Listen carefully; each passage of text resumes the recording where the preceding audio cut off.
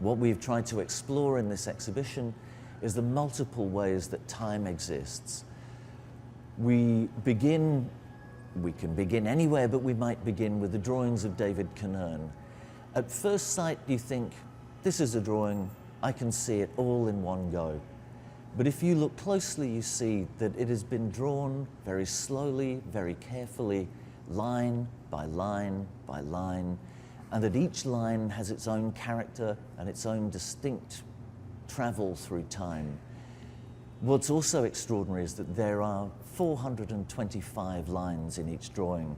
These are the 425 lines of the old standard European television broadcast, which since 2012 is no longer broadcast. This is a ghost of a television that is no longer existent, an image of an image which has no image.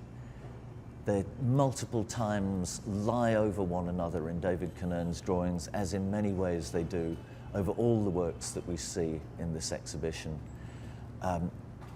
Sometimes we see an action that is repeated over and over, but each time with subtle changes and subtle differences. We see also the history of art in this exhibition. We see a history of technology, of lenses, of screens, but we also see a history of landscapes, self-portraits, portraits of urban streets, and portraits which in fact contain history, like the old history paintings.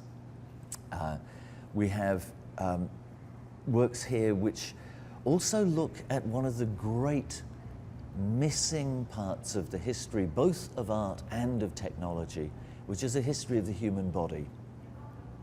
In many of these works, like the work Nascent by Gina Czarnecki, you will see bodies, but bodies that seem neither completely present nor completely abstract. Their bodies constantly being transformed. We can trace that back through this very small work by Francesca Troppa that stands on a plinth in the gallery called Dericide, in which ampules of LSD are turned into points of light, LED screens or LEDs.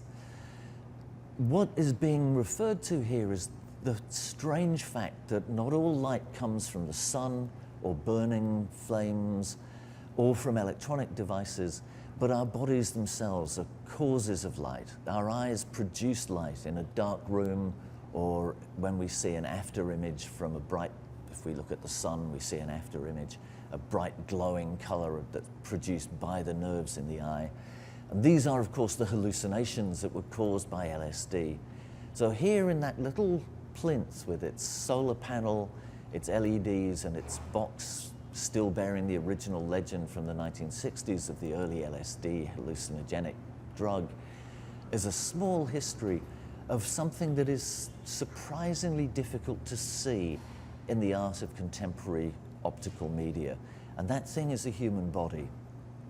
A human body which we think of as the center of the universe is something that is also changed. It's something that exists in time, that brings with it its memories of existence, its history of culture, its technological mediations, and which is traveling irrevocably into the future. But somehow in all that process, it's the body that seems to have trouble existing, the body that isn't perfectly present. This too is part of our experience of the 21st century.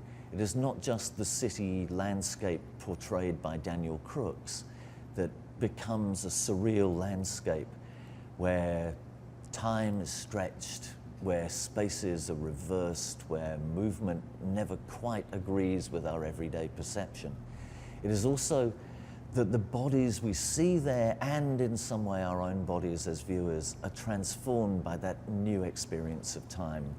And those multiple experiences of time, things that travel at the speed of a bus outside in the street, and things that travel at the speed of thought, some that travel at the speed of a slow, relaxed contemplation the kind of contemplation that in the electronic world of mobile phones and internet and email, we almost never allow ourselves to have.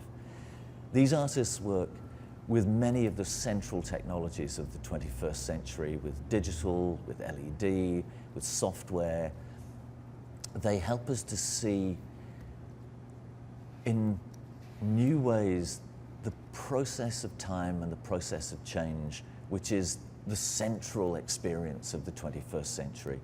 We no longer live with a cycle of seasons. We no longer live in a world that's governed by the slow rise of kingdoms and the sudden deaths of kings, but in a world that changes from moment to moment, where we rush to take each telephone call and wonder whether we missed something. In many of these works, you will miss something if you do not take the time to look. These are many of them works that you can see in a moment, but which you can look at for hours.